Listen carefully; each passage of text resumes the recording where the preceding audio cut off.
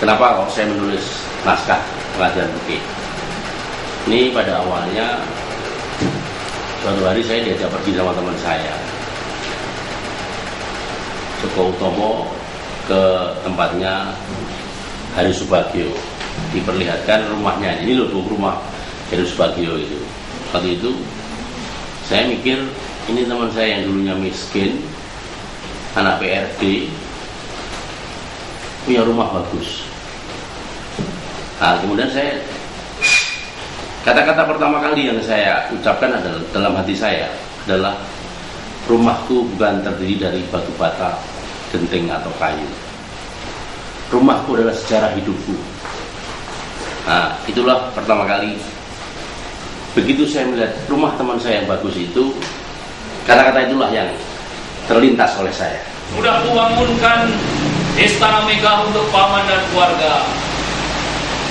Kereta kencana, 100 punggawa, yang semua dibayar atas nama istana. Apakah semua yang paman nikmati selama ini belum cukup? Kamu kan kesenangan begitu lebih dari itu. Tapi setelah aku hayati, ternyata bukan itu yang aku cari di alam kurang. Atau paling tidak, di sisa hidupku, aku harus berubah. Kereta kencana, rumah mewah, ternyata bukan itu rumahku. Rumahku tidak terdiri dari batu bata, genting atau kayu. Tapi rumahku adalah sejarah hidupku sendiri. Sejarah melawan kekuasaan yang tamak dari kekuasaanmu, Amangkurat. Aku tidak mau mati tua sebagai orang yang dicatat oleh sejarah dengan keburukan. Apakah kamu mau mati dalam catatan hitam sejarah? Aku tidak berpikir tentang kematian. Yang aku pikirkan adalah hidup. Itu cerita tentang Roro Hoyi itu kan, kalau untuk sejarah Indonesia saya kira bagian itu sangat menarik. Roro Hoyi itu ketika Amangkurat pertama, Amangkurat Agung berebut dengan anaknya, ya kan, seorang perempuan. Saya kira ini apalagi untuk masyarakat Jawa itu saya kira penting sekali. Nah, kita mau lihat komunitas Guntur ini mempresentasikannya seperti apa. Saya kira itu yang menarik. Sekarang aku menjalani kehidupan ini pasrah saja. Apa yang harus kulakukan dan apa yang harus dilakukan oleh orang lain kepadaku? Nama saya Monika Anggi Puspita. Dalam pengadilan fikih ini saya berperan sebagai Hoyi. Hoyi ini adalah tokoh sentral wanita dalam pementasan pengadilan fikih. Dia memiliki sifat karakter yang tidak memilih dan juga tidak menolak. Nama saya Hadi Tobat. Saya berperan sebagai pangeran fikih yang punya karakter tegas, jujur, serta bertanggung jawab. Ojo dumeh kuoso.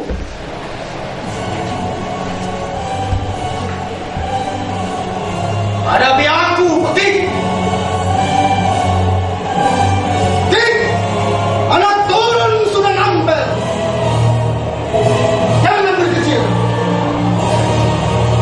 Rambut kecil yang kamu hadapkan untuk menghadapi Kanjeng Raden Temenggung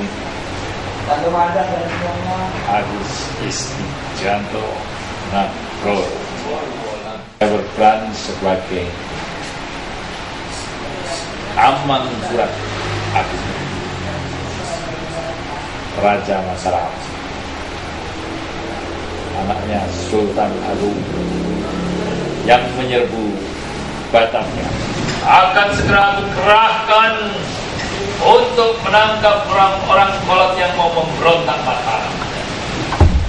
berontak dengan dalih-dalih agama, menafsir agama dengan sesuai kepentingannya sendiri. Tidak akan ada ampun sedikit pun. Semua akan kutumpas habis tanpa kompromi.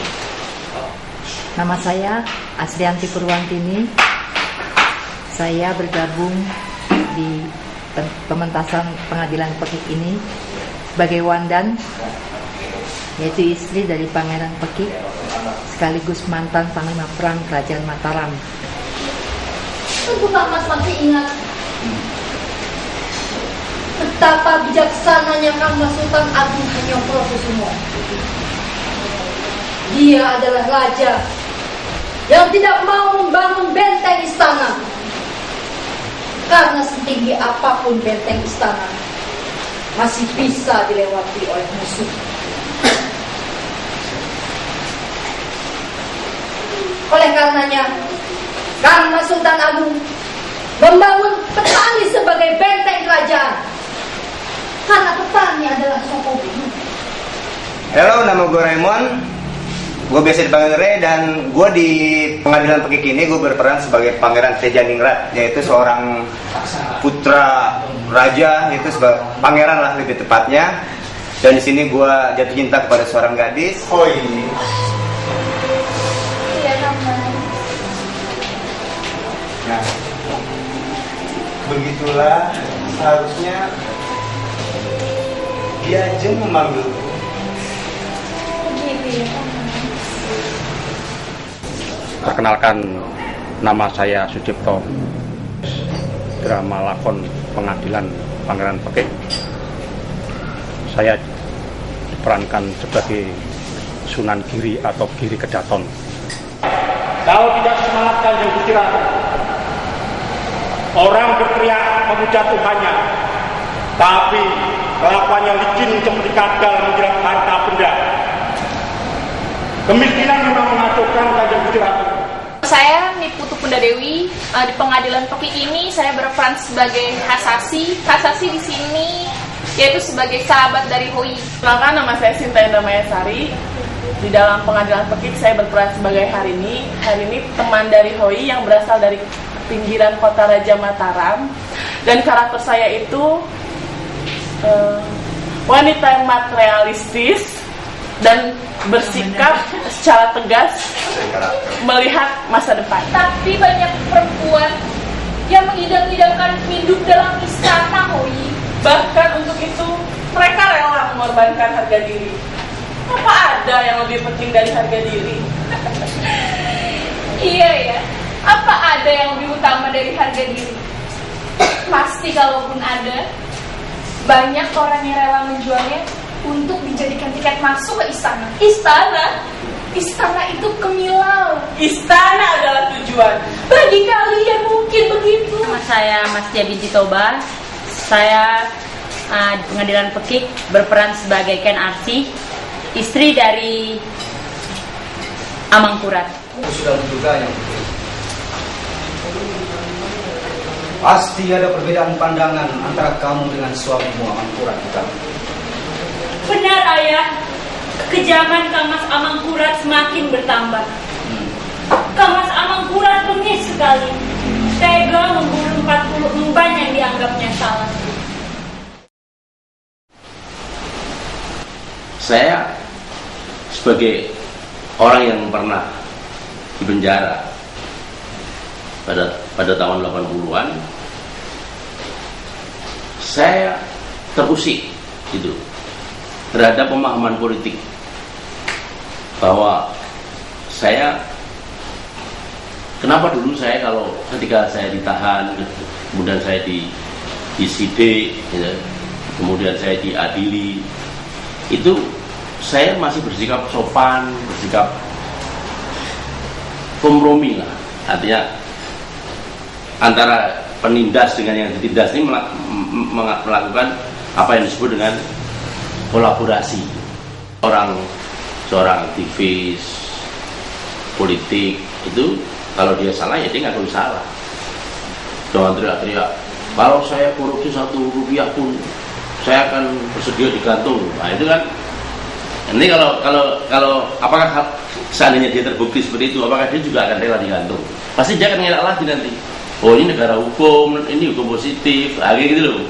Nah, ini saya mencoba dalam naskah ini merefleksi atau merevisi kembali pemahaman politik saya.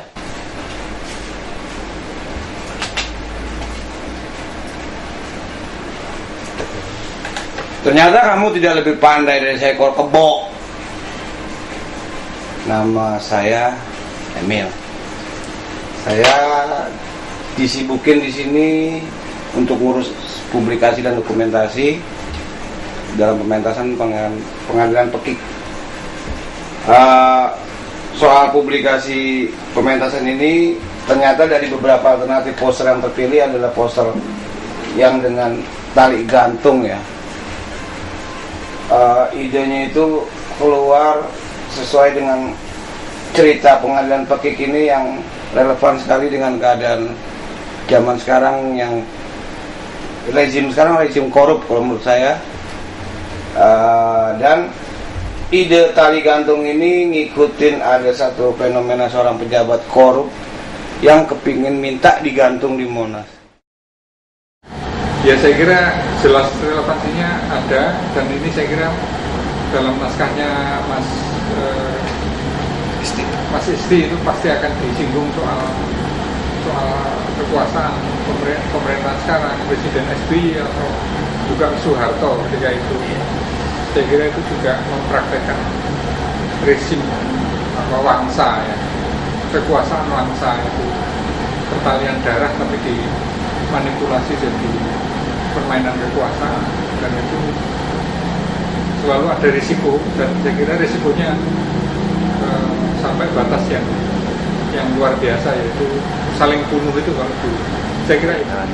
Yang melatar belakangi saya melakukan pilihan saya dan ikut membantu memproduksi drama 4 babak ini adalah setelah saya mempelajari skrip-skrip yang disampaikan sutradara Isti Nugroho, di mana saya melihat bahwa cerita Amangkurat itu mempunyai relevansi dengan situasi saat ini, di mana pada abad ke-16 sekitar tahun 1646 waktu itu Amangkurat melakukan penyerangan ke Batavia, dan kemudian pemerintahan itu tidak dapat mematahkan kekuatan Belanda, yang akhirnya terjadi kompromi antara pemerintahan Jawa dengan pemerintahan Belanda. Keadaan itu sepertinya serupa dengan saat ini, di mana saat pemerintahan ini pun terlalu kompromi dengan pemerintahan asing, khususnya di bidang pertambangan, yang mana saat ini ketika kita beberapa puluh tahun yang lalu menjadi eksportir minyak dan menjadi anggota OPEC, pada saat sekarang ini kita menjadi importir minyak dan tidak menjadi anggota OPEC kembali. Ini sebenarnya yang menurut saya teater seperti kamu ini mencoba, ya kan, mesti dengan cara lain mengajak kita, karena ini soal kesenian, dan kesenian itu kan memang apa intinya adalah menyentuh perasaan Isti. Jadi kalau kita bicara mengenai arts seni Isti, itu kan kita bicara soal kreativitas gitu lah. Bukan soal apa? Soal kreativitas itu soal kejujuran gitu loh. Kejujuran itu memang apa yang disajikan itu jujur, orisinal gitu loh. Jadi jujur sama orisinal gitu. Jadi bukan yang dibuat-buat. Kalau dibuat-buat orang enggak ini. Pasti. Jadi itu makanya itu dianggap arts itu magic istilah. Kalau menyentuh ya kita kesentuh gitu loh. Jadi kalau enggak ya orang lihat ya itu hiburan gitu loh. Sedangkan menurut saya kan yang mau dibawakan oleh kamu ini kan sebenarnya kan bukan sekedar hiburan gitu. Pengadilan Pekik adalah sebuah drama yang kalau boleh agak ngomong gagah adalah karakter building, membangun sebuah karakter bangsa yang kuat. Pengadilan Pekik ini adalah salah satu bentuk pertunjukan yang bukan hanya sekedar untuk dinikmati, bukan hanya sekedar untuk ditonton, bukan hanya sekedar untuk menghibur, tapi juga sebuah pertunjukan yang mengajak kita untuk berpikir. Kalau Anda tidak menonton pengadilan pagi ini, Anda akan merugi. Karena apa? Karena pengadilan pagi ini sebuah tontonan yang berisi, yang berupaya untuk memberikan satu enlightenment kepada masyarakat. Menyaksikan pementasan pekik menginspirasikan kita. Jadi orang yang lebih tegas, punya pendirian, dan berani untuk menghadapi apapun itu kalau lo sudah menentukan pilihan lo. Seperti ketoprak, tapi bukan ketoprak. Karena ada ampuran. Saksikan pengadilan pekik. Pengadilan Pekik, Bentara Budaya 15 Juni 2012. Saksikan pengadilan Pekik di Bentara Budaya. Jangan lupa 15 Juni jam 8 malam di Bentara Budaya. Saksikan pengadilan pekik 15 Juni 2012 di Bentara Budaya Jakarta. Seperti gunung kami merenung, di lingkaran kami berbarengan, di lingkaran kami mengucapkan, aku cinta padamu, aku cinta padamu.